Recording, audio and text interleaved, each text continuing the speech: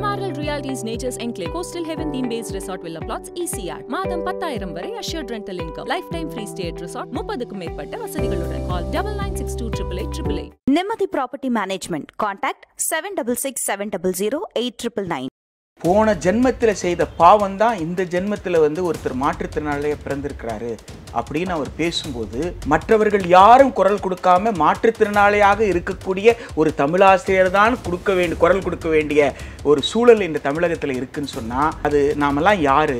தன்னை போன்று இருக்கிற அத்துணை மாற்றுத்திறனாளிக்காகவும் சேர்த்து வச்சு அவர் கேட்டார். எல்லாவற்றுக்கும் மேலே அவர் தமிழாசிரியர் என்பதனால் குழந்தை பருவத்தில் இருக்கிற மாணவர்களுக்கு முன்னாடி ஒரு மிகப்பெரிய வன்மத்தையும் வன்முறையையும் அந்த நபர் நிகழ்த்தியிருக்கிறார். உன் பேர் என்னன்னு ஏன் கேட்குறேன்? நான் கேள்வி கேட்டால் கேள்விக்கு பதில் சொல்லு. என் பேரை வச்சு என்னோட ஜாதியை கண்டுபிடிக்க போற, என்ன கண்டுபிடிக்க போற? அப்போ இந்த பேரை கொண்டவன் கேள்வி கேட்கலாம், இந்த பேரை கொண்டவன் கேள்வி கேட்கக்கூடாதா? பரிந்துரை கடிதம்லாம் வாங்கிட்டு போய் கொடுக்குற அளவுக்கு இருந்த ஒரு மிகப்பெரிய அரசு பள்ளி. அந்த பள்ளிக்கு ஏன் சார் மாதிரி பள்ளின்னு முத்திரை குத்துறீங்க? முதன்மை கல்வி அலுவலருக்கு கூட இந்த பள்ளிகள் மீது கட்டுப்பாடு இல்லாத அளவுக்கு இந்த பள்ளிகள் இருக்கு. மாதிரி பள்ளி என்பதே தேசிய கல்விக் கொள்கையினுடைய PMSTயினுடைய மறுவடிவம். ஏன்னா வேற வழியே கிடையாது. நான் அகில இந்திய அளவில் போட்டி தேர்வு நடத்துறாங்க. அப்ப அந்த போட்டிகளுக்கு நம்ம பிள்ளைங்க தயாராகணும். இப்படி கன்வின்ஸ் பண்றாங்க. அப்படி கன்வின்ஸ் பண்ற மனநிலைக்கு, ஒரு நிர்பந்தத்துக்கு, ஒரு உளவியல் தாக்கத்தை அதிகாரிகள் மீது யார் ஏற்படுத்துறாங்கன்னா ஒன்றிய அரசு ஏற்படுத்துது. உண்மை. இப்பொழுது இருப்பது சட்டத்திற்கு புறம்பாக அரசமைப்பு சட்டத்துக்கு எதிராக உங்களை சிந்திக்க சொல்றாங்க. அரசமைப்பு சட்டத்துக்கு எதிராக மக்கள் எப்படி சிந்திக்க முடியும்? சமமான கற்றல் வாய்ப்பை கொடுங்கன்னு சொல்ல முடியும். அதுதானே அரசமைப்பு சட்டத்தின் கூறு 14 சொல்லுது. அதுதானே வாழ்வாதார உரிமை என்று கூறு 21. அதற்கு நேர் எதிராக PMST என்பது ஒரு சில பள்ளிகள் மட்டும்தான். ஏதோ ஒரு சூழ்ச்சி இருக்குன்றத உணரணும். யார் உணரணும்? மாநில அரசு உணரணும். இந்த செயல்பாடு அதை உணர்த்துவதற்கு ஒரு வாய்ப்பை கொடுத்திருக்குன்னு நினைக்கிறேன். ஏன்னா இது ஒரு பள்ளி 2 பள்ளி இல்ல, எல்லா மாதிரி பள்ளிக்குள்ளேயும் தொண்டர்கள் புகுந்திருக்கிறார்கள். அது RSS தொண்டர்களா அப்படிங்கறத நீ கேட்கிற கேள்வி. யாராவது ரிப்போர்ட்டர் கேட்டா அவர் என்ன செய்வார்னா அதே தொனியில கேட்பார் பாருங்களேன். உன் பேர் என்ன? உன் பேர் என்ன சொல்லு, நீ எதுக்கு அந்த கேள்வி கேட்கறேன்னு சொல்லு அப்படின்னு சொல்லி கேட்பாரு இல்லைங்களா? அது அப்பனா ஒரே இடத்துல ட்ரைனிங் எடுத்து வந்திருக்காங்க. அந்த கட்சியினுடைய தலைவரும் அவரும் ஒரு ex-IPS ஆபீசர். 51A என்ன சொல்லுது? Scientific temper. சயின்டிபிக் டெம்பர் அர்த்தம் அறிவு சார்ந்து இயங்குவதற்கு. அரசமைப்பு சட்டத்தை மதிக்காதவர்கள் தான் இப்படி பேச முடியும். அரசமைப்பு சட்டத்தை மதிக்கிறவங்க அப்படி பேச முடியாது. கொள்கை தெளிவு இருந்தால் இந்த மாதிரி சர்ச்சைகள் ஏற்படுவதற்கான வாய்ப்பே கிடையாது. எந்த இடத்துல இருக்கணும் அந்த கொள்கை தெளிவு? PMST பள்ளியில ஒன்றும் புதுசா அவங்க இன்வெஸ்ட் பண்ணல. அந்த PMST பள்ளிக்கு 5 வருஷம் தான் பணம் கொடுப்பாங்க. அந்த 5 வருஷம் பணத்துல கூட பாதி பணம் தான் அவங்க கொடுப்பாங்க. மீதி பணம் யாரு போடணும்? மாநில அரசு. 5 வருஷம் கழிச்சு முழுசா யாரு போடணும்? ஒரு பள்ளிக்கூட ஆண்டு விழாங்க, ஒரு நூற்றாண்டு விழாங்க, அந்த பள்ளிக்கூடத்தை பாராட்டுவீங்கன்னு கூப்பிட்டா, இந்த பள்ளிக்கூடத்துல உனக்கு கொடுத்திருக்கான பாடத்திட்டம், அந்த பாடத்திட்டம் ரொம்ப தரம் தாழ்ந்தது தெரியுமா உனக்குன்னு குழந்தைகிட்ட போய் கேட்பீங்களா?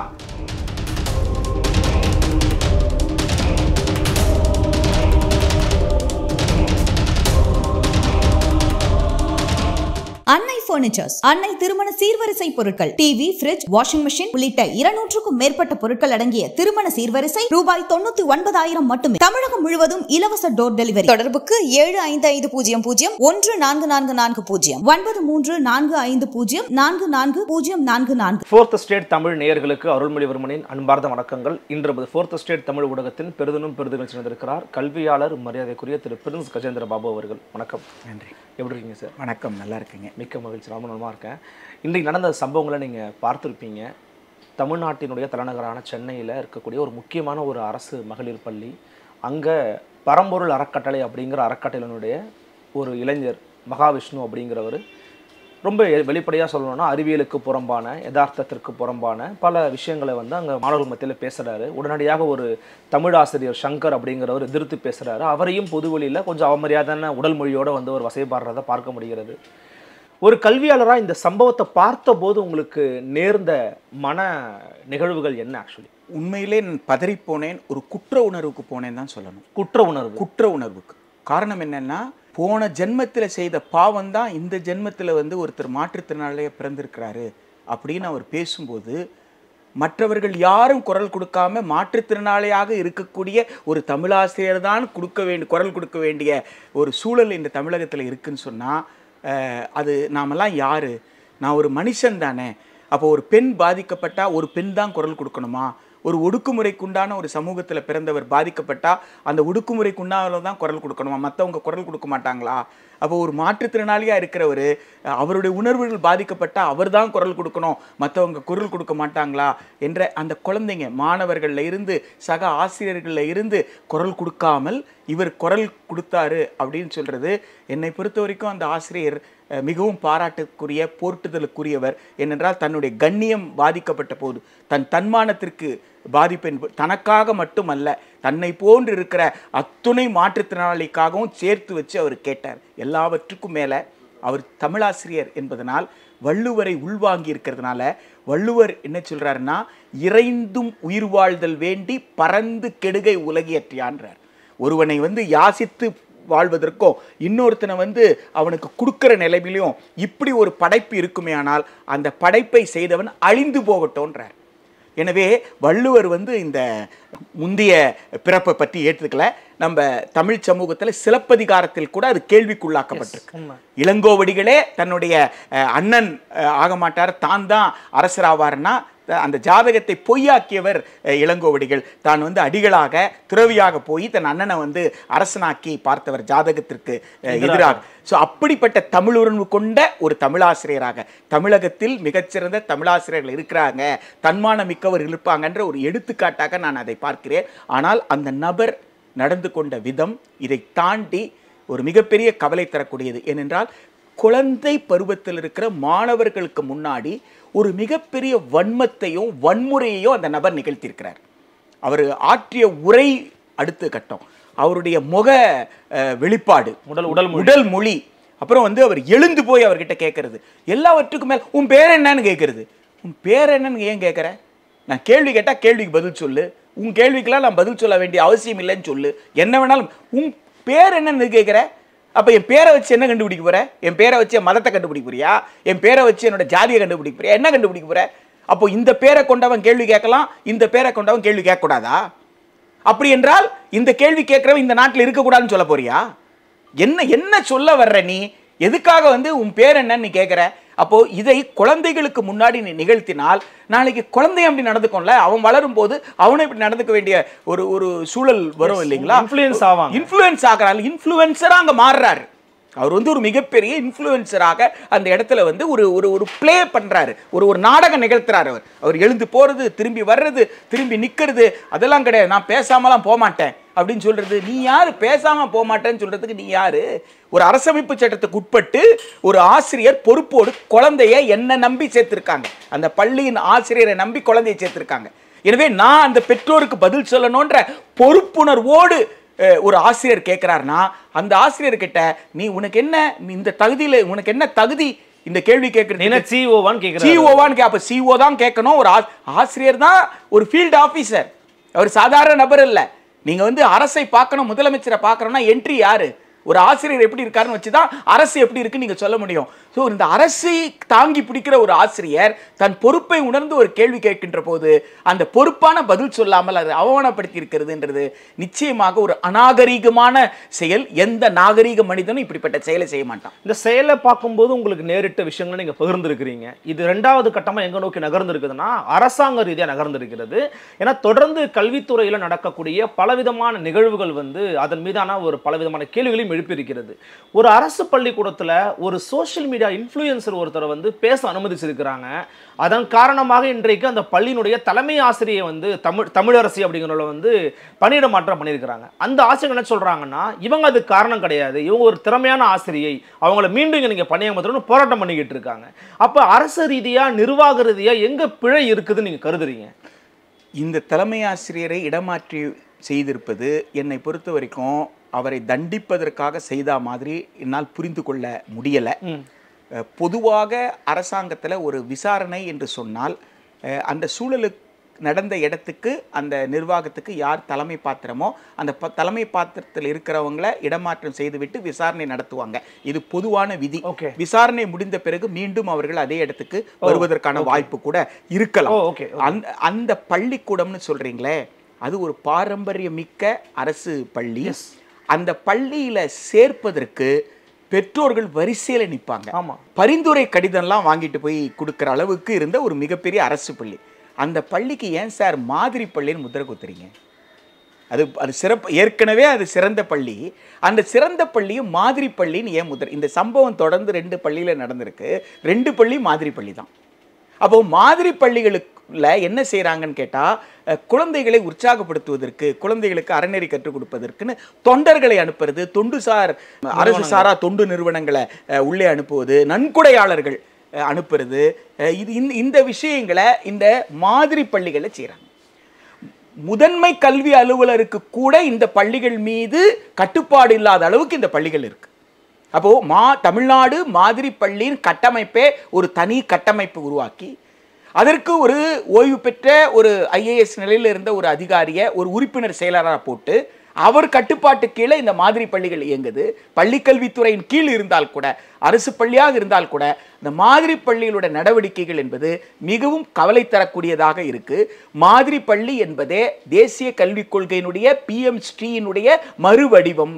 நீங்க PMSTயை ஏற்க மாட்டீங்கன்றதுக்காக, அதை சமாளிப்பதற்காக இது ஒரு நிர்வாக ரீதியாக நீங்க ஏற்படுற முயற்சி, இது தவறானது.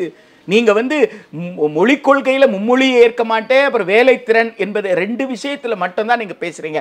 அது 2 எந்த அளவுக்கு ஆபத்தானதோ அதற்கு சமமான ஆபத்துக்கள் பல கூறுகள் தேசிய கல்விக் கொள்கையில் இருக்கும் பொழுது மற்ற கூறுகளை எல்லாம் நடைமுறைப்படுத்தக்கூடிய இடமாக இந்த மாதிரி பள்ளிகள் திகழ்வது என்பது மிகப்பெரிய ஆபத்து. இல்லை, PMST எதிர்க்கிறதுனால தானே சார் இன்னைக்கு கூட அவங்களுக்கு வர நிதி கொடுக்கல. PMSTயை முழுமையாக எதிர்க்கிறோம், சமரசம் செய்யாமல் இருக்கிறோம், அதனால தான் எங்களுக்கு பணம் வரலன்னு இன்னைக்கும் வெளிப்படையாக அமைச்சர் அன்பில் மகேஷ் பேசுறாரா இல்லையா? தமிழ்நாடு அரசின் கொள்கை முடிவு 2021 சட்டப்பேரவை தேர்தலில் மக்கள் கொடுத்த வாக்கின் அடிப்படையில் மக்கள் மிக தெளிவாக தேசிய கல்விக் கொள்கை 2020 நிராகரித்து கொடுத்திருக்காங்க. எனவே அரசின் கொள்கை தேசிய கல்விக் கொள்கை 2020 நிராகரிப்பதும் அதற்கு மாற்றாக மாநில கொள்கை உருவாக்குவதும் தான். ஆனால் 2017 இருந்து இந்த வரைவு தேசிய கல்விக் கொள்கை விவாதத்தில் இருந்த போதிலிருந்தே ஒன்றிய அரசு மாநிலத்தில் இருக்கிற IAS நிலையில் இருக்கிற அலுவலர்களை எப்படி நடத்த தொடங்கியதுன்னு கேட்டால், ஒன்றிய அரசினுடைய தூதுவர்களாக நீங்கள் செயல்படணும். தூதுவர், அம்பாசிடர் ரோல் என்னன்னு கேட்டிங்கன்னா, ஒரு நாட்டுக்காக இன்னொரு நாட்டில் போய் ஒருத்தரை நீங்கள் இந்தியன் ஃபாரின் சர்வீஸ் முடித்தவரை அம்பாசிடராக இந்திய அரசு நியமிக்குதுன்னா, அந்த தூதுவரோட ரோல் என்னன்னு கேட்டால், அந்த நாட்டில் இருக்கிறவங்களை நம்ம நாட்டின் மீது நல்லெண்ணத்தை ஏற்படுத்துறது, நாம செய்வதெல்லாம் சரி, நாம் எடுக்கிற நிலைப்பாடு சரி என்று அந்த அரசுக்கு புரிய வைக்கிற நல்லுறவை ஏற்படுத்தி அவர்களை நம்மோடு நட்பு ரீதியில நம்ம பக்கம் கொண்டு வருவது, நம் நாட்டை விட்டு கொடுக்காமல், இதுதான்.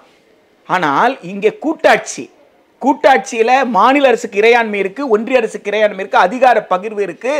பள்ளிக்கல்வித்துறையை பொறுத்த வரைக்கும் மாநில அரசுக்கு கொள்கை முடிவு எடுக்கிற உரிமை இருக்கு. இந்த இடத்துல எப்படி ஒரு இந்திய ஆட்சி பணி அதிகாரி ஒன்றிய அரசு சொல்லுவதை மட்டுமே ஏற்றுக்கொண்டு மாநில அரசை எப்படி மாநில அமைச்சர்களை வழிநடத்த முடியும்? அப்படி வழிநடத்த நிர்பந்திக்கிறாங்க. UGCல தொடங்கி NCERTல வரைக்கும், பள்ளிக்கல்வியில் NCERT, பல்கலைக்கழகத்திற்கு பல்கலைக்கழக மானியக் குழு, AICCT போன்ற அமைப்புகள் நேரடியாக யாருக்கு சுற்றறிக்கைகள் அனுப்புறாங்கன்னு கேட்டால் அலுவலர்களுக்கு அனுப்புறாங்க. அப்போ அலுவலர்களுக்கு என்ன இன்ஸ்ட்ரக்ஷனா? அப்போ அந்த அலுவலர்கள் எதை பிரித்து பார்க்கணும்? இது கொள்கை முடிவு சார்ந்தது. இந்த கடிதம் சாதாரணமாக கடிதங்களை அனுப்பிடுவாங்க. ஆனால் அந்த கடிதத்தில் இருக்கிற உள்ளடக்கம் கொள்கை முடிவு சார்ந்ததுன்னா, அந்த கொள்கை முடிவு சார்ந்ததை கொண்டு போயிட்டு அமைச்சரவையில் வச்சு ஒப்புதல் வாங்கிட்டு அப்புறம் தான் செய்யணுன்ற புரிதல் இல்லாமல் சில விஷயங்கள் நடக்கு. அப்படித்தான் இவர்கள் இந்த மாதிரி பள்ளி அப்படின்ற விஷயத்தை நாம PMSTயை ஏத்துக்கல, நம்ம தேசிய கல்விக் கொள்கை ஏத்துக்கல. பாருங்க, மும்மொழி கொள்கை நம்ம ஏத்துக்கல, நம்ம வேலைத்திறன் பயிற்சி நம்ம ஏத்துக்கல, அப்போ நம்ம ஏத்துக்கல. இது மாணவர்களை தயார் பண்றதுக்கு, ஏன்னா வேற வழியே கிடையாது. நான் அகில இந்திய அளவில் போட்டி தேர்வு நடத்துறாங்க, அப்ப அந்த போட்டிகளுக்கு நம்ம பிள்ளைங்க தயாராகணும். இப்படி கன்வின்ஸ் பண்றாங்க. அப்படி இப்ப கன்வின்ஸ் பண்ற மனநிலைக்கு, ஒரு நிர்பந்தத்துக்கு, ஒரு உளவியல் தாக்கத்தை அதிகாரிகள் மீது யார் ஏற்படுத்துறாங்கன்னா ஒன்றிய அரசு ஏற்படுத்துது. உண்மை. நீங்க யாரை வேணாலும் கேளுங்க, இது நடக்குதா நடக்கலையா? ஒன்றிய அரசு நினைப்பதை போலவே அதிகாரிகள் நடந்து கொள்ளணும்ட்டு ஒன்றிய அமைச்சர்கள் அதிகாரிகள்கிட்ட பேசும்போது அந்த தொனியில பேசுறாங்களா பேசலையான்ட்டு மாநிலத்திலிருந்து போய் ஒன்றிய அரசு கிட்ட பேசுற அதிகாரிகள்கிட்ட கேளு பாருங்க. முந்தி இருந்த ஜனநாயக நடைமுறை எல்லாம் கிடையாது. நீங்க எமர்ஜென்சின்னு சொல்லுவோம், நம்ம அவசர காலம் சொல்லுவோம். அந்த அவசர காலத்தில் கூட அதிகாரிகளுக்கு ஒரு சுதந்திரமாக முடிவெடுக்கிற உரிமை இருந்தது. அந்த அவசர காலத்துல கூட மக்களுக்கு கிடைக்க வேண்டிய விஷயங்களா சரியா கிடைத்தது. அவசர காலத்துல தான் உங்களுக்கு பட்டியலினத்தை சார்ந்தவர்கள் எத்தனை பேருக்கு ப்ரொமோஷன் கொடுக்கல, எத்தனை இடங்கள் நிரப்பாம இருக்கலாம் கண்டுபிடிச்சாங்க. ஒரு ஸ்பெஷல் டிரைவே நடத்தினாங்க. அது சட்டப்படியாக அறிவிக்கப்பட்ட எமர்ஜென்சி. அதுல பாதிக்கப்பட்டவர்கள் எதிர்க்கட்சியை சார்ந்தவர்கள் பாதிக்கப்பட்டவர்கள், அரசியல் ரீதியாக பாதிக்கப்பட்டார்கள். அரசியல் ரீதியாக மக்கள் அதுக்கு பதிலடி கொடுத்தாங்க. ஆனால் இப்பொழுது இருப்பது சட்டப்படியான அவசர காலம் அல்ல. இப்பொழுது இருப்பது சட்டத்திற்கு புறம்பாக, அரசமைப்பு சட்டத்துக்கு எதிராக உங்களை சிந்திக்க சொல்றாங்க. அரசமைப்பு சட்டத்துக்கு எதிராக மக்கள் எப்படி சிந்திக்க முடியும்? சமமான கற்றல் வாய்ப்பை கொடுந்தான்னு சொல்ல முடியும். அதுதானே அரசமைப்பு சட்டத்தின் கூறு 14 சொல்லுது. அதுதானே வாழ்வாதார உரிமை என்று கூறு 21. அதற்கு நேர் எதிராக பிஎம்ஸ்டி என்பது ஒரு சில பள்ளிகள் மட்டும்தான், மாதிரி பள்ளிகள். அது ரைசிங் இந்தியாவா, அதுக்கு எக்ஸ்பான்ஷன் என்னன்னா prime minister school for rising India, எழும் இந்தியா. அப்ப இந்த பள்ளியில படிக்கிறவங்கலாம் எழும் இந்தியாவினுடைய மாணவர்கள், மற்ற பள்ளியில படிக்கிறவங்கலாம் இது பாகுபாடு இல்லையா? எப்படியா பாகுபாடை நான் கடைபிடிக்க முடியும்? நான் சமச்சீர் கல்வி என் கொள்கையான்னு கேட்க வேண்டிய தமிழ்நாடு அரசை கன்வின்ஸ் பண்ணி இல்ல போட்டித் தேர்வுக்கு தயார் பண்ற மாதிரி நாம வேற வழி இல்லை அப்படின்னு சொல்லும்போது மாநில அரசு என்ன இருக்குது? ஐயோ, நம்ம மாநில பாடத்திட்டத்தில் இருக்கிற மாநில அரசுல படிக்கிற பிள்ளைங்க போட்டித் தேர்வில் இல்லைன்னா அவங்க மருத்துவ கல்வி, அப்போ அதை மாற்றுவதற்கான போராட்டம் நாம ஒன்றிய அரசிடம் நடத்திக்கிட்டு அதே நேரத்தில் மாணவர்கள் பாதிக்காமல் ஏதாவது செய்யணுமே ஒரு நல்லெண்ணத்தில் அனுமதிச்சிட்டாங்க. அப்போ அது உண்மையிலே நல்லெண்ணம் கிடையாது. அதுல ஏதோ ஒரு சூழ்ச்சி இருக்குன்றத உணரணும். யார் உணரணும்? மாநில அரசு உணரணும். இந்த செயல்பாடு அதை உணர்த்துவதற்கு ஒரு வாய்ப்பை கொடுத்திருக்குன்னு நினைக்கிறேன். ஏன்னா இது ஒரு பள்ளி 2 பள்ளி இல்ல, எல்லா மாதிரி பள்ளிக்குள்ளேயும் தொண்டர்கள் புகுந்திருக்கிறார்கள். அது ஆர்எஸ்எஸ் தொண்டர்களா அப்படிங்கறத நீ கேட்கிற கேள்வி. இப்படி பேசுபவர்கள் யார் என்பதுதான். இவ்வளவு அநாகரீகமாக பயிற்சி எடுத்துக்கிட்டு பேசியிருக்காங்க. நீங்க அவங்க பேசுற துணி, இந்த கேள்வியெல்லாம் நீங்க ஒரு பொது தளத்துல கூட ஒரு கட்சி தலைவர் கூட அடிக்கடி கேட்பாரு, உன் பேர் என்னன்ட்டு. யாராவது ரிப்போர்ட்டர் வந்து கேட்டா அவர் என்ன செய்வார்னா அதே துணியில கேட்பார் பாருங்களேன், உன் பேர் என்ன, உன் பேர் என்ன சொல்லு, நீ எதுக்கு அந்த கேள்வி கேட்கறேன்னு சொல்லு அப்படின்னு சொல்லி கேட்பாரு இல்லைங்களா? அது அப்பனா ஒரே இடத்துல ட்ரைனிங் எடுத்துட்டு வந்திருக்காங்க அந்த கட்சியினுடைய தலைவரும், அவரும் ஒரு ex-IPS ஆபீசர். அப்போ அவர் தயார், ஒரே இடத்துல தயாரானவங்க பல்வேறு வடிவங்களை வேலை செய்யறாங்க. இப்போ இன்னொரு வடிவத்தில் அவர் அரசியல் தளத்தில் வேலை செய்யறாருன்னா பள்ளிக்கூடத்துக்குள்ள நுழையறதுக்கு இப்படியான ஏற்பாடுகள் இருக்கு. அப்போ இவர்கள் எல்லாம் ட்ரெயினர் கிடையாது, பயிற்றுனர் கிடையாது. இவங்கெல்லாம் வந்து தொண்டுள்ளத்தோட தொண்டு செய்யலாம் வரல, சூழ்ச்சியோடு வந்திருக்காங்க. இவங்க மக்களுடைய மூளையை கருத்தியல் ரீதியாக பாதிக்கிறதுக்கு வந்திருக்காங்க. ஒரு சமத்துவ சமூகத்தை விரும்பக்கூடிய, சமநீதியை விரும்பக்கூடிய தமிழகத்துல பல வடிவங்கள்ல குழப்பத்தை ஏற்படுத்த முயற்சி செய்தோம். மக்களை கூறு போட முடியல. எனவே பள்ளி குழந்தைகள் மத்தியில ஒரு மைண்டை கரப்ட் ஆக்கிறதுக்கான ஒரு சூழ்ச்சி என்பதை அரசு உணரலன்னு சொன்னா அது மிகப்பெரிய ஆபத்து என்று நான் நினைக்கிறேன். இது ஒரு ஆன்மீக கருத்துக்களை பரப்புவதற்கு அனுமதி வழங்கணும். எச்ராஜா சொல்றாங்க இதெல்லாம் தடுக்கக்கூடாது, இதை எதிர்த்து பேசுவது ரொம்ப தவறானதுங்கிறாரு. அப்புறம் உமா ஆனந்த் அப்படிங்கிற ஒரு கவுன்சிலர் அவங்க சொல்றாங்க இதெல்லாம் ரொம்ப தப்புங்க, அவர் சரியா தான் பண்ணியிருக்காரு. அதே மாதிரி அன்பில் மகேஷ் அவர்களை திட்டக்கூடாதுன்னு சொல்றாங்க பாஜகவினர். அதாவது வந்துங்க ஆன்மீகம்னா என்னன்னு சொல்லி திரு எச்ராஜா அவருக்கு நீங்கள் உட்கார்ந்து கொஞ்சம் பாடம் நடத்தினா நல்லா இருக்கும் நான் நினைக்கிறேன். ஏன்னா உங்கள் பேர் வந்து அருள்மொழிவர்மன், அருளை பெற்ற தமிழ் மொழி தெரிந்திருக்கிற வர்மன்னே நினைக்கிறேன். எச்ராஜா கிட்ட போயிட்டு ஐயா என்கிட்ட டிக்ஷனரி இருக்குது, எனக்கு வந்து ஸ்பிரிச்சுவல் ஆன்மீகம் என்றால் என்ன, மதம் என்றால் என்ன அப்படின்ற ஒரு பாடம் ஒன்று அவரை நடத்த சொல்லுங்கள், இல்லை அவருக்கு நீங்கள் நடத்தி கொடுங்க. ஆன்மீகம் என்பது வேர். பற்றற்றான் பற்றினை பற்றுக. பற்றற்றானுக்கு என்ன பற்றுங்க இருக்க போகுது? பற்றற்றானுக்கு உலகத்தில் இருக்கிற எந்த இன்ப துன்பங்கள் மீது பற்று இல்லாமல் அந்த பற்றற்றான் எதை விரும்புவான்னு கேட்டா உலகத்தில் இருக்கிற எல்லோரும் சகோதரர்களா இருக்கணும், எல்லோரும் இன்புற்றிருத்தல் அன்றி வேறொன்றறியேன் பராபரமே. அது வந்து ஆன்மீகம். எல்லோரும் இன்புற்றிருப்பது அன்றி வேறொன்றும் அறியேன், அதற்கு பேர் வந்து ஆன்மீகம். இப்போ ஆன்மீகம் வேறு, நம்பிக்கை வேறு. ஆன்மீகவாதிகள் நிறைய பேர் வந்து கடவுளை நம்ப வேண்டிய அவசியமே இல்லை. நம்ம சித்தர்கள்லாம் யாருன்னு கேட்கிறேன். தேவாரத்தை எதிர்த்து பாடிய சித்தர் யாரு? கடவுளை எதிர்த்து பாடி எனக்கு ஏன்டா கடவுள்னு கேட்ட சித்தர்கள் தமிழ்நாட்டில் உண்டு. அந்த சித்தர்கள்லாம் யாரு? அவங்களாம் ஆன்மீகவாதிகள். ஆன்மீகமும் ஆன்மீகவாதிகள் அத்தனை பேரும் கடவுள் நம்பிக்கையோடு இருக்கணும் அவசியம் கிடையாது. ஆன்மீகவாதிகள் மதத்தில் இருக்கணும் அவசியம் கிடையாது. ஆன்மீகம் என்பது எல்லோரையும் அன்பாக அரவணைக்கக்கூடிய, எல்லோரும் என்னுடைய சகோதரர்கள் அரவணைக்க, அதுக்கு பேர் ஆன்மீகம். ஆனால் இவர் பேசியது நம்பிக்கை சார்ந்தது. இன்றைக்கு இடுகாடு இருக்கு, சுடுகாடு இருக்கு. ஏன் இடுகாடு இருக்கு? புதைக்கிறாங்க. புதைக்கிறவங்க என்ன நினைக்கிறாங்க? கடவுள் வந்து தட்டி கூட்டு போறான், செத்து போயிட்டார் ஒருத்தர். ஆனா அவங்க மனசு என்ன ஏத்துக்க மாட்டேன்னா இறந்து போயிட்டாருங்க அப்படின்னு ஏத்துக்கவே இல்லை. ஆவிதான் போயிருக்கு, உடல் இருக்கு, கடவுள் வந்து இவர் தூங்கிட்டு இருக்கிறாரு, அவங்கள பொறுத்த வரைக்கும் தூங்கிட்டு இருக்கிறாரு. கடவுள் என்னைக்காவது தட்டி எழுப்பி கூட்டு போறான். அவருடைய பாவ புண்ணியத்துக்கு தகுந்த மாதிரி கடவுள் அவரை எங்க வைக்கணுமோ அங்க வச்சுப்பாராம். அதனால கடவுள் கிட்ட என்ன கேட்பாங்கன்னா, கடவுளே இவர் செய்த பாவத்தை எல்லாம் மன்னித்து விடு, அவருக்கு மறு உன்னோடு இருக்கும் பொழுது ஒரு நல்ல வாழ்க்கையை கொடுன்னு வேண்டிக்கிட்டு இருப்பாங்க. இது ஒரு நம்பிக்கை. அவர் இறந்து போனவர் தான். ஆனா அவரு உலக வாழ்க்கையில இப்ப என் கூட இல்லையே தவிர கடவுள் எழுப்பி அனுப்பிவிடுவார் அப்படின்னு நம்புறாங்க. இன்னும் சில பேர் என்ன நம்புறாங்க, கிடையாது, மறுபிறவி இருக்கு. இப்ப இந்த ஜென்மத்துல அவருக்கு பிறவி முடிஞ்சு போச்சு. இப்போ இவர் செத்து போனவர் சும்மா இல்ல, செத்து போனவர் உயிர் அப்படியே இன்னொருத்தர்கிட்ட போயிடுச்சு. இது ஒரு நம்பிக்கை, அது ஒரு நம்பிக்கை. இதெல்லாம் வந்து இந்த நம்பிக்கையின் அடிப்படையில் மதங்கள் இயங்குது. இந்த நம்பிக்கையை பேசுவதற்கு உரிமை இல்ல மிஸ்டர் எச் ராஜா. இந்த கவுன்சிலர் யாரோ ஒருத்தர் சொன்னீங்களே மேடம், மேடம், அந்த மேடம் இதை பேசக்கூடாது மேடம். இந்திய அரசமைப்பு சட்டத்தின்படி நீங்க கவுன்சிலரா பதவி எடுத்திருக்கீங்க. 51A என்ன சொல்லுது? Scientific temper. சயின்டிபிக் டெம்பர் அர்த்தம் அறிவு சார்ந்து இயங்குவதற்கு. அரசமைப்பு சட்டத்தை மதிக்காதவர்கள் தான் இப்படி பேச முடியும். அரசமைப்பு சட்டத்தை மதிக்கிறவங்க அப்படி பேச முடியாது. அப்ப அரசமைப்பு சட்டத்தை மதிப்பவர்கள் மாணவர்களிடம் சுயமாக சிந்திக்கிற சிந்தனை திறனை வளர்ப்பதற்கு வாய்ப்பை கொடுக்கணுமே தவிர என் கருத்தை அவர்கள் மீறி திணிக்க முடியாது. நான் போய் கடவுள் இருக்காருன்னு சொல்ல முடியாது, கடவுள் இல்லைன்னு சொல்ல முடியாது. நான் வந்து அறிவியலை பேசலாம், பல்வேறு சமயங்கள் இருக்குன்னு நான் சொல்லலாம் சொல்றாங்க. அதற்கு பிறகு அந்த மாணவர்கள் வளர்ந்த பிறகு கடவுள் இருக்கார் நம்புறதோ நம்பாம இருக்கிறதோ, எந்த கடவுளை எப்படி அதெல்லாம் அவங்களோட விஷயம். இப்ப கூட பெற்றோர்களோட குழந்தைகள் வந்து கோயிலுக்கு போறாங்க, மொட்டை அடிச்சுட்டு பள்ளிக்கூடத்துக்கு வர்றாங்க. அவங்க மத அடையாளத்தை வைத்துக் கொண்டு பள்ளிக்கூடத்துக்குள்ள வராங்க, யாரும் அவங்களை தடுக்கிறது இல்லை. எனவே மத நம்பிக்கை என்பது வேறு, வகுப்பறை செயல்பாடு என்பது வேறு. உலகம் முழுக்க உங்களுக்கு கல்வி என்பது சமய சார்பற்ற நடவடிக்கை. அது மதத்தை அரசினுடைய நடவடிக்கையாக கொண்டிருக்கக்கூடிய நாட்டில் கூட, மத சார்பு இருக்கிற நாட்டில் கூட கல்விக்கூடங்கள் என்பது சமய சார்பற்றது. ஒரு எளிய உதாரணம் எடுத்துக்கிட்டீங்கன்னா, சூரியன் பூமியை சுற்றி வருகிறான் என்பதுதான் எல்லா மதத்திலையும் நம்பப்படுது. ஆனா அறிவியல் என்ன சொல்லுது? சூரியன் என்பது நட்சத்திரம், பூமி தான் சுத்தும், கோள்கள் தான் சுத்தும், சூரியன் சுத்த மாட்டான் அப்படின்னு சொல்லி. இப்போ கடவுளை நம்புற நானு, சூரியனுக்கு நமஸ்காரம் சொல்றேன் நானு, அந்த அந்த அந்த சூரியனை நமஸ்காரம் செஞ்சுட்டு சூரியனை வணங்கிட்டு பள்ளிக்கூடத்தில் வந்ததுக்கு அப்புறம் என்ன பேசுறோம் நம்ம?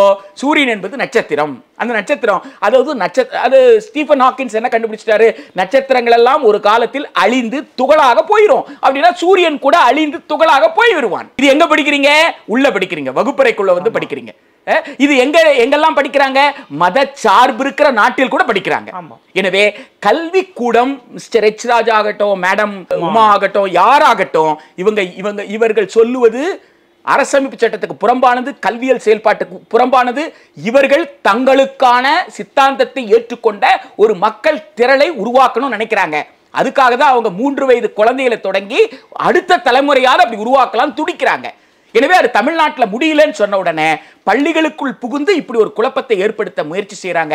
இதில் தமிழ்நாடு அரசு மிக பெரும் எச்சரிக்கையோடு இருக்கணும் தான் நான் நினைக்கிறேன். தற்போது அமைச்சர் அன்பில் மகேஷ் அவர்கள் அந்த ஆசிரியரை வந்து அரவணைத்து அவருக்கு வந்து சால்வை அணிவித்து பாராட்டி இருக்கிறாரு. நீங்க செய்ததுதான் சரி, என்னோட ஏரியாவுக்குள்ள வந்து இப்படி பேசிட்டு போயிருக்காரா, சும்மா விட மாட்டேன் அப்படின்னு சொல்லியிருக்கிறாரு. அந்த நபர் மீது எதிர்ப்பு நடவடிக்கையை வந்து அரசு எடுக்கணும்னு நீங்க நினைக்கிறீங்க. இரண்டாவது, தொடர்ந்து கல்வித்துறையில உதாரணத்துக்கு கல்வித்துறை காட்சியில் ஒரு CEO போறதுல ஒரு RSS பின்புலம் இருக்குன்னு சொன்னது, இப்ப சமீபத்தில் விநாயகர் சதுர்த்திக்கு தொடர்பாக சுற்றறிக்கை விட்டது, இப்ப இந்த சம்பவம், இப்படின்னு வரக்கூடிய சர்ச்சைகளை எப்படி நிப்பாட்டுவது? மிகவும் எளிமையான விஷயங்க. கொள்கை தெளிவு இருந்தால் இந்த மாதிரி சர்ச்சைகள் வந்து ஏற்படுவதற்கான வாய்ப்பே கிடையாது. எந்த இடத்துல இருக்கணும் அந்த கொள்கை தெளிவு? இப்போ கள்ளக்குறிச்சியில ஒரு குழந்தையினுடைய மரணம் நிகழ்ந்தது. அப்ப நம்ம என்ன சொன்னோம்? அந்த கள்ளக்குறிச்சி பள்ளியை அந்த விசாரணை முடியும் வரையாது அரசு எடுத்து நடத்தட்டும். குறைந்தபட்சம் அந்த பள்ளியில வந்து ஒரு சிறப்பு அதிகாரியை போட்டு அந்த வழக்கு முடிகிற வரைக்கும் நடத்துங்க. வழக்கில் என்ன தீர்ப்பு வருதோ அதற்கப்புறம் அதே நிர்வாகத்திட்ட கொடுக்கறதா வேற என்னன்றதை கூட முடிவு பண்ணிக்கோங்க. ஒரு சிறப்பு இன்றைக்கு அந்த நிர்வாகத்துக்கு அவங்க யாரும் வரக்கூடாது அப்படின்னு சொன்னோம். கள்ளக்குறிச்சியில் அதை செஞ்சிருந்தா கிருஷ்ணகிரியில் இன்றைக்கு நடந்திருக்குமான்றது தான். ஆனால் இன்றைக்கு என்ன நாம மகிழ்ச்சியாக பார்க்கணும்னா, கிருஷ்ணகிரியில் அந்த மாவட்ட கல்வி அலுவலர் ஒரு சிறப்பு அலுவலரை போட்டு அந்த பள்ளி நிர்வாகத்தை எடுத்துக்கிட்டாரு. ஆக ஒரு ஒரு ஒரு வளர்ச்சியாக ஒரு கருத்தியல் ரீதியாக அரசு வந்து புரிந்து கொண்டு தனியார் பள்ளி தவறு செய்தால் அந்த நிர்வாகத்தை அரசு எடுக்கும். குறைந்தபட்சம் தற்காலிகமாக ஒரு சிறப்பு அலுவலரை போட்டு நடத்தும். தண்டனை காலமோ அல்லது வந்து விசாரணை காலம் முடியும் வரைக்கும் நடக்கும்ன்ற ஒரு எச்சரிக்கை இன்றைக்கு கொடுத்துருக்குறாங்க. இது தனியார் பள்ளிகளுக்கு கொடுக்கப்பட்ட எச்சரிக்கை. ரெண்டாவது, இந்த மாதிரி சம்பவம் நடந்தால் சாதாரண முதன்மை கல்வி அலுவலரை போயிட்டு பார்க்க சொல்லுவாங்க, மாவட்ட கல்வி அலுவலரை, இயக்குனரை இப்படி தான் அனுப்புவாங்க, இணை இயக்குனர். ஆனால் பள்ளிக்கல்வி அமைச்சரே நேரடியாக சென்றார் என்பது ஒரு நம்பிக்கை தரும் செய்தியாக பார்க்கிறேன். அந்த வகையில் திரு அன்பில் மகேஷ் பொய்யாமொழி அவர்களை, பள்ளிக்கல்வித்துறை அமைச்சர் அவர்களை நெஞ்சார்ந்த நன்றியையும் பாராட்டுதலையும் நான் வந்து தெரிவிக்கிறேன். ஆனால் இங்கே இந்த தலைமை ஆசிரியர், ஒவ்வொரு தலைமை ஆசிரியரும் உள்ள நுழையிறவனை பேக் எண்ட் வெரிஃபிகேஷன்லாம் பண்ணிட்டு இருக்க முடியாது. அப்படி பண்ணிட்டு இருந்தாங்கன்னா எந்த தலைமை ஆசிரியரும் அவங்களுக்கு உண்டான பணியை செய்ய முடியாது. எல்லா சிஓ எல்லா டிஓவும் பண்ணிட முடியாது. Who has the responsibility? அரசு தான். அரசு இருக்கு. அரசு இந்த இந்த அதாவது சிஓ அப்பாயின்மெண்ட் பண்ணும்போது, அதாவது அந்த கல்வி தொலைக்காட்சிக்கு வந்து ஒருவரை நியமிக்கும் போது சர்ச்சை எழுந்த உடனே இல்லை நாங்கள் அது பரிசீலனை தான் இருந்தது, இன்னும் நியமிக்கவே இல்லை, அந்த பரிசீலனை நாங்கள் கைவிட்டுறோம் அப்படின்னு சொல்லி சொன்னீங்க. அப்போ அதுவே ஒரு எச்சரிக்கையாக நீங்கள் எடுத்துகிட்டு இருந்திருக்கணும். இன்று ஒரு மிகவும் அதிலிருந்து ரொம்ப கடந்து ஒரு உச்சத்தில் போய் ஒரு எச்சரிக்கை நமக்கு வந்திருக்கு. இப்போவாது அந்த எச்சரிக்கையை எடுத்துக்கொண்டு தமிழ்நாட்டில் சமச்சீர் கல்வி என்பது கலைஞருடைய கனவு. அந்த சமச்சீர் கல்வின்ற கனவு எதிலிருந்து வருதுன்னா பகத்சிங்கினுடைய உயிர் தியாகத்தில் இருந்தோம், வஉசியினுடைய ரத்தத்திலிருந்தும் வருது. எனவே பகத்சிங்கிலிருந்து வஉசி வரைக்கும் ரத்தம் சிந்திய அந்த ஏராளமான இளைஞர்கள், நம்முடைய மூதாதையர்கள், முன்னோடிகள், அவர்களுடைய கனவாகத்தான் தந்தை பெரியார் சொன்னதை கர்ம வீரர் காமராஜர் செய்தார். அதைத்தான் ஆனால் அம்பேத்கர் வந்து ஒரு சமத்துவமான சமூகத்திற்கு அடித்தளம் என்று சொன்னார். என இந்த தத்துவத்தின் அடிப்படையில் உருவான அந்த சமச்சீர் கல்வி வெறும் பாடத்திட்டம் சம்பந்தப்பட்டதல்ல, சமமான கற்றல் வாய்ப்பை கொடுப்பது. எனவே தமிழ்நாட்டில் ஒவ்வொரு பள்ளியும் ஒரு எக்ஸ்பெரிமெண்டல் ஸ்கூலா இருக்கும், ஒரு பரிசோதனை பள்ளியாக இருக்கும். ஒவ்வொரு ஆசிரியரும் அந்த பரிசோதனை பள்ளிக்குண்டான அந்த தகுதி திறமையோடு இருப்பார்கள்.